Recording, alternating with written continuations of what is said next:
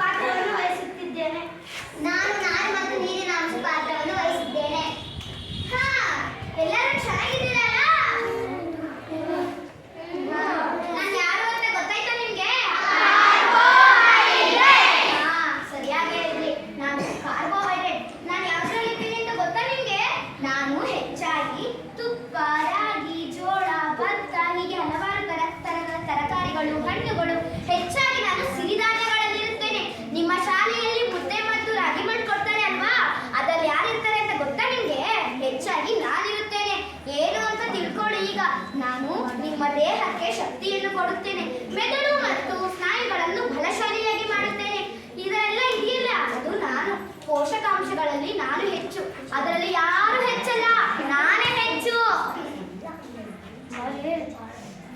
ಇವಳು ಹೆಚ್ಚಂತೆ, ಇವಳಿಗಿಂತ ನಾನು ಹೆಚ್ಚು. ನಾನು ಯಾರು ಗೊತ್ತೇ? ನಾನು ಲಿಪಿಡ್. ನಾನು ನೀವು ತಿನ್ನುವ ಎಣ್ಣೆ ಅಂಶವಿರುವ ಪದಾರ್ಥಗಳಲ್ಲಿ ನಾನಿರುತ್ತೇನೆ. ನಾನು ಯಾವ ಯಾವ ಆಹಾರಗಳಲ್ಲಿ ಇರುತ್ತೇನೆ ಗೊತ್ತೇ ನಿಮಗೆ? ಎಳ್ಳು, ಶೇಂಗಾ, ಕೊಬ್ಬರಿ ಎಣ್ಣೆ ಇವುಗಳಲ್ಲಿ ನಾನಿರುತ್ತೇನೆ. ನಾನು ಹೀಗಿದ್ದವರೆಲ್ಲ ನೀವು ಹೀಗಿದ್ದವರೆಲ್ಲ ಹೀಗಾಗುತ್ತೀರಿ ನೋಡಿ. ನನ್ನನ್ನು ತಿಂದರೆ ನೀವು ಹೀಗಾಗುತ್ತೀರಿ. ಅದಕ್ಕಾಗಿ ನಾನೇ ಹೆಚ್ಚು. ಬಂದ್ಬಿಟ್ರೆ ಇವ್ರು ಹೆಚ್ಚಂತೆ. ನಿಮ್ಮಿಬ್ಬರಿಗಿಂತ ನಾನು ಹೆಚ್ಚು. ಹಾಗಾದ್ರೆ ನಾನು ಯಾರು ಹೇಳಿ? ನಾನು ಪ್ರೋಟೀನ್. ನಾನು ನೀವು ಸೇರಿಸುವ ಎಲ್ಲ ಆಹಾರದಲ್ಲೂ ನಾನಿದ್ದೇನೆ.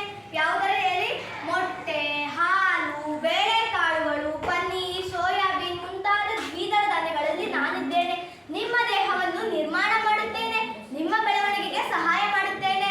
ಶಾಲೆಗಳಲ್ಲಿ ಮೊಟ್ಟೆ, ಹಾಲು, ಬೇಳೆಕಾಳುಗಳನ್ನು ಕೊಡುತ್ತದೆ ನಿಮ್ಮ ದೇಹ ನಿರ್ಮಾಣವಾಗಲಿ ಎಂದು. ಅದಕ್ಕಾಗಿ ನಾನೇ ಹೆಚ್ಚು. ನನ್ನನ್ನು ಹೆಚ್ಚು ಸೇವಿಸುವಿರಿ. ಬಂದ್ಬಿಟ್ರು. ನಾನ್ ಪ್ರಿಟಿ, ನಾನ್ ಬ್ಯೂಟಿಫುಲ್ ಅಂತ ಅಲ್ಲ, ನಾನು ನಿಮ್ಗಿಂತ ಮೋರ್ ಬ್ಯೂಟಿಫುಲ್. ನಾನು ಯಾರು ಗೊತ್ತಾಯ್ತಾ ನಿಮ್ಗೆ? ಹೌದು, ನಾನು ವಿಟಮಿನ್. ನಿಮಗೆ ಸುಮಾರು ರೀತಿಯ ವಿಟಮಿನ್ಗಳು ಸಿಗುತ್ತವೆ, ಆದ್ರೆ ನಾನು ಕೆಲವೊಂದು ಮಾತ್ರ ಪರಿಚಯ ಮಾಡ್ತೀನಿ. ಇವಾಗ ನೋಡೋಣ. Vitamin A, vitamin B, vitamin C, vitamin D. ಮೊದಲನೇದಾಗಿ ವಿಟಮಿನ್ ಎ.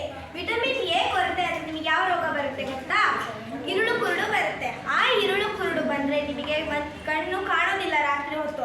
ಅದು ಆಗ್ಬಾರ್ದು ಅಂದ್ರೆ ನೀವು ಏನ್ ಸೇವಿಸಬೇಕು ನೋಡಿ. ಹಾಲು, ಪಪ್ಪಾಯಿ, ಮಾವು, ಕ್ಯಾರೆಟ್ ಇವುಗಳನ್ನು ಹೆಚ್ಚು ಸೇವಿಸಿದ್ರೆ ನಿಮಗೆ ಇರುಳು ಕುರುಡು ರೋಗ ಬರೋದಿಲ್ಲ. ವಿಟಮಿನ್ ಬಿ ಕೊರತೆ ಆದರೆ ನಿಮಗೆ ಬೇರೆ ಬೇರೆ ರೋಗ ಬರುತ್ತೆ.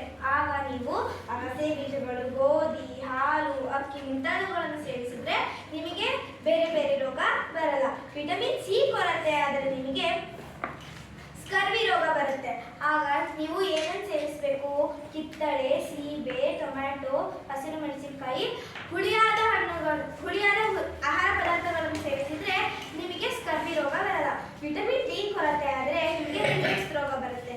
ಆಗ ನೀವು ಮೀನು, ಹಾಲು, ಬೆಣ್ಣೆ, ಮೊಟ್ಟೆಗಳು, ತಿನ್ನಬಹುದಾದ ಅಣಬೆ ಮುಂತಾದವುಗಳನ್ನು ಸೇವಿಸಬೇಕು. ಇವು ಮುಖ್ಯನೇ. ಆದರೆ ಅತಿ ಮುಖ್ಯವಾಗಿ ನಿಮಗೆ ಬೆಳಗಿನ ಸೂರ್ಯನ ಕಿರಣಗಳು ಅತಿ ಮುಖ್ಯ. ಯಾಕೆ ಅಂದ್ರೆ ರಿಕೆಟ್ಸ್ ರೋಗ ವಾಸಿಯಾಗೋದಕ್ಕೆ ಸೂರ್ಯನ ಕಿರಣಗಳು ಹೆಚ್ಚು ಬೇಕು. ಅದಕ್ಕೆ ನೀವು ಸೂರ್ಯನ ಕಿರಣಗಳ ಕೆಳಗೆ ನಿಂತ್ಕೊಂಡ್ರೆ ನಿಮಗೆ ಅದರಿಂದ ರಿಕೆಟ್ಸ್ ರೋಗ ಬರಲ್ಲ. ಅದಕ್ಕೆ ನಾನೇ ಹೆಚ್ಚು. ಏನ್ ನಾಟಕ ಮಾಡ್ತಾರೆ ಇವರು? ಚಪ್ಪಾಳನೆ ಹೊಡಿಬೇಕು. ಆ ತರ ಇತ್ತು ಈ ನಾಟಕ. ನಾನು ಎಲ್ಲರೂ ಇವಳು ಬರ್ತಾಳೆ ನಾನು ಹೆಚ್ಚು ಅಂತ, ಇವಳು ಬರ್ತಾಳೆ ನಾನು ಹೆಚ್ಚು ಅಂತ, ಇವಳು ಮಧ್ಯ ಬಂದು ಹೇಳ್ತಾಳೆ ನಾನೇ ಹೆಚ್ಚು ಅಂತ. ಇವ್ರು ಯಾರು ಹೆಚ್ಚಲ್ಲ. ಯಾಕಂದ್ರೆ ನಮ್ಮ ಪೋಷಕಾಂಶಗಳಲ್ಲಿ ಮೊದಲನೇ ಪೋಷಕಾಂಶ ಅದು ನೆನಪಿರ್ಲಿ, ನಾನು ಎಲ್ಲರಕ್ಕಿಂತ ಹೆಚ್ಚು. ಇವ್ರು ಯಾರು ಹೆಚ್ಚಲ್ಲ, ನಾನೇ ಹೆಚ್ಚು. ಬಂದ್ಬಿಟ್ರು. ಇವಳು ಅಂತಾಳೆ, ಇವಳು ಹೆಚ್ಚಂತಾಳೆ, ಇವಳು ಅಂತಾಳೆ ನಾನೇ ಹೆಚ್ಚು ಅಂತಾಳೆ. ಯಾರು ಹೆಚ್ಚಲ್ಲ, ನಾನು ಹೆಚ್ಚು. ನಾನು ಯಾರು ಗೊತ್ತಾ? ಖನಿಜ ಲವಣ. ನಾನು ಹಣ್ಣುಗಳಲ್ಲಿ, ತರಕಾರಿ, ಧಾನ್ಯಗಳಲ್ಲಿ ನಾನು ಇರ್ತೇನೆ. ಬಾಳೆಹಣ್ಣು, ಕಿತ್ತಳೆ ಹಣ್ಣು, ಮೋಸಂಬಿ ಹಣ್ಣು ನಾನು ಇರ್ತೇನೆ. ಮಕ್ಕಳಿಗೆ ನಾನು ರಕ್ಷಣೆ ಮಾಡುತ್ತೇನೆ. ಮಣ್ಣಿನಲ್ಲಿ ಮಕ್ಕಳೆಲ್ಲ ಆಡಲ್ಲ, ಅದರಲ್ಲಿ ನಾನೇ ಇರೋದು. ನಾನೇ ಹೆಚ್ಚು, ನಾನೇ ಹೆಚ್ಚು. ನೀವೆಲ್ಲರೂ ನನ್ನನ್ನೇ ಸೇವಿಸಿರಿ. ಇವ್ರು ಯಾರು ಹೆಚ್ಚಲ್ಲ, ನಾನೇ ಹೆಚ್ಚು. ಪೋಷಕಾಂಶಗಳೇ ಏನ್ ಹೇಳ್ತೀರಿ? ಹೆಚ್ಚಂತೆ ಹೆಚ್ಚು. ನೀವ್ ಹೆಚ್ಚಾ? ನಿಮಗಾಗಲೇ ಗೊತ್ತು ನಾನು ಯಾರಂತ. ಹೌದು, ನಾನು ಮತ್ತು ನೀರಿನ ಅಂಶ. ನಾನು ನಿಮ್ಮ ದೇಹಕ್ಕೆ ಯಾವ ಪೋಷಕಾಂಶ ನೀಡುವುದಿಲ್ಲ, ಆದರೆ ನೀವು